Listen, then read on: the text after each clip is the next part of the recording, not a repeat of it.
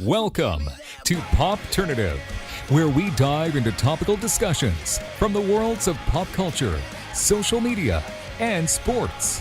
Here is your host, Peter Remoliotis, aka PD Beats. PD Beats here from Popternative, speaking to Emily Peachey about a lot of cool things, including American Rust and a lot of other shows as well. Emily, welcome to the show. So nice to be here. Thank you for having me. Yeah, it's good to see you, of course. It's always exciting when you work on a show and then it comes out because it's two different waves, I feel like. There's a lot of emotions when you're making it, then it finally comes out. So what's that been like with American Rust? You know, it's weird for this show because we actually didn't start filming the last episode before the first episode aired, which I've never had any experience with that before. But, you know, COVID and all that crazy stuff. So the turnaround was extremely quick. So from the time that I filmed episode 2 to the time it came out was like literally a month. It was wild. So everything was very fresh in my head, which I'm not really used to. Usually you're like, oh, like I remember that, you know, when you see it, but it was very fresh in my memory. So it was cool seeing it so quickly because I did have that, you know, very, very fresh in my mind. I feel like it's interesting too because a lot of people, like, you see some actors have like 5 movies or 5 projects come out, and it seems like the span of like 6 months, and it's like those could have been filmed within like a 6-7 month period or like an 8-year period even. Like some things, which is really crazy too. Yes, last year, right around Halloween, I had like 2 movies and a show come out, and like I had filmed them over the course of maybe like 4 years, but they all just so happened to like come out at the same time. So it was like kind of funny, like seeing it. I was like, oh, some of them were so long ago, and some of them were fairly recent, and it was interesting seeing that. What excites you about storytelling these days, with the direction of streaming platforms and everything? Anything stand out in terms of the state of streaming services and storytelling? Well, there are so many. I think that's so cool. You know, there are so many different platforms. I was watching a movie last night on some streaming platform I had never heard of before. And I was like, you know, it is so cool that we have such a variety of streaming platforms because you get so much content. And I have been addicted to original series and original movies on all platforms.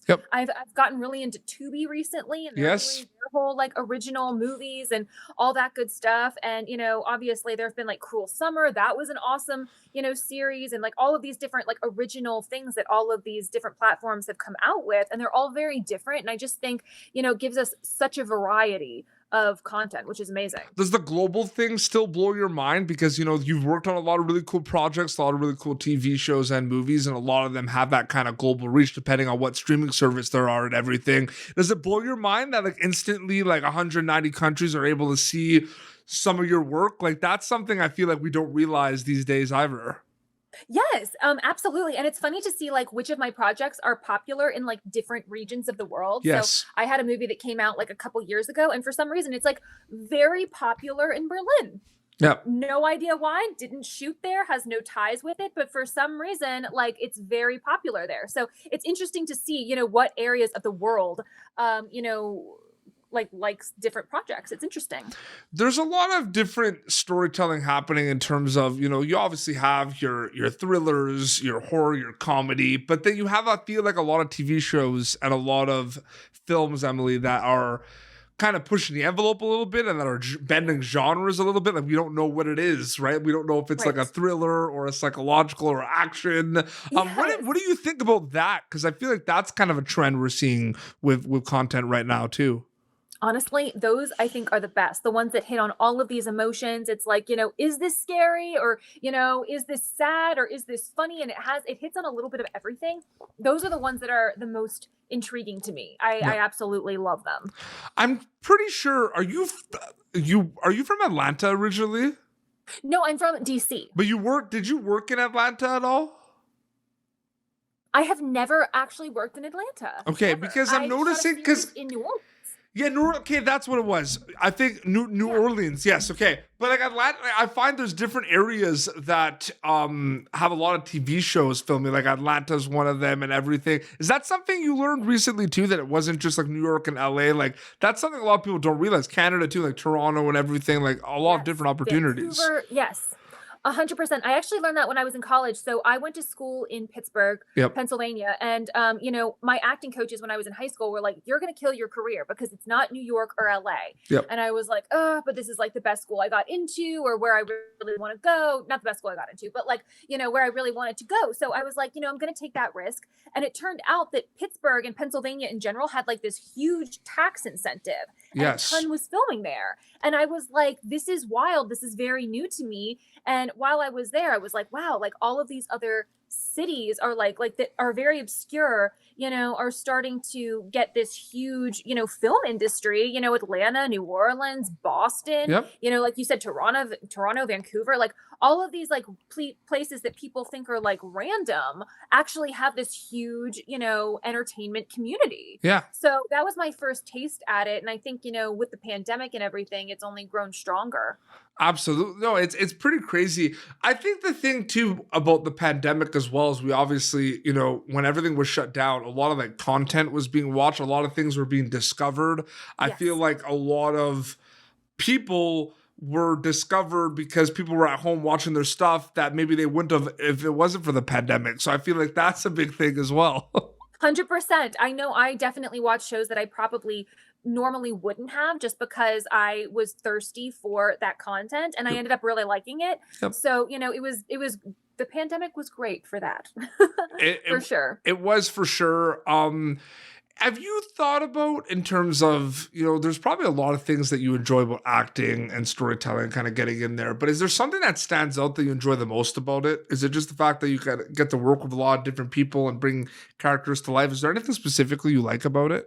I mean, I love that. You get to play dress up every day. I mean, You're it's playing so pretend cool. for a living. That's what you You do. play pretend for a living. Yes, like I can't believe that you can make money doing that, but apparently you can. Yeah.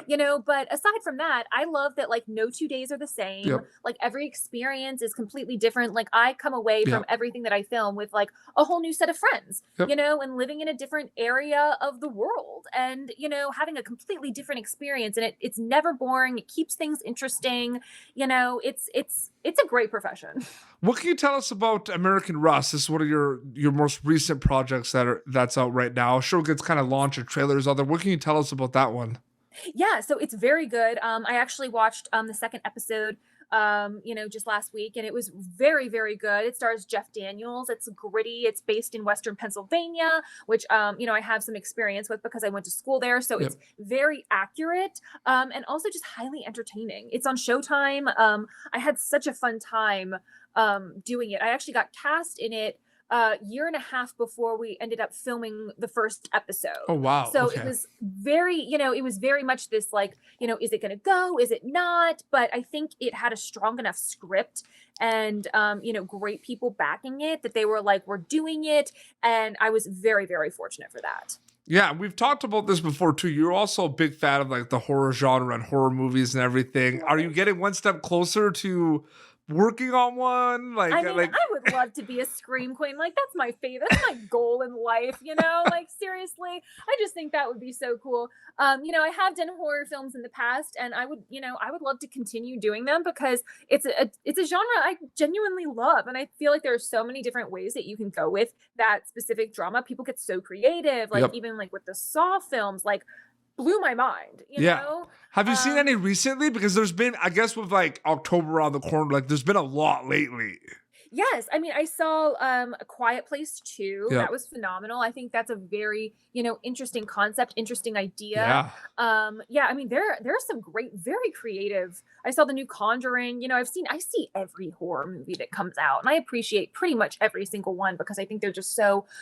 People are getting so creative. I really like James Wan's Malignant. I don't know if you saw that yet. That was I have not seen it, but It's I've good. seen ads for it, and I've heard it's great. It's really, really good. I feel like the expectations too of like a lot of horror movies is really high right now because there's these people that have written and done a lot of amazing horror movies, and I feel like I feel like that genre has a lot of pressure these days. It does because everybody comes up with these like crazy twists and turns, and you're like, how is anyone gonna top that? Like I mentioned, like the Saw series, I think is like one of the most brilliant series I've ever Yep.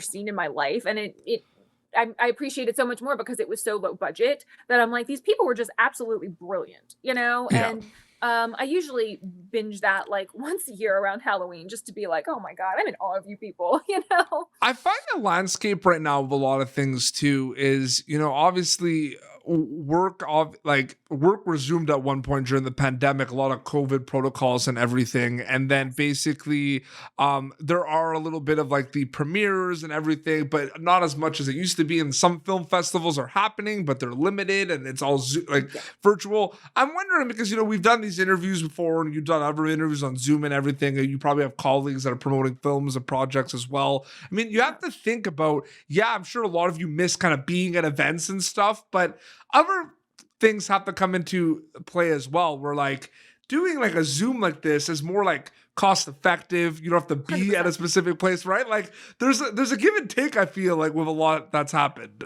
Absolutely. I totally agree with that. Like events are fun, but you're right. It's, there are definitely pros and cons to both. But, for the auditioning process from an actor's standpoint, probably from a casting standpoint or a producer standpoint as well, like it is so much more efficient to do it via Zoom. Like no one is driving to a place. No one is sitting there all day and watching these actors come in. No one's wasting their time. No.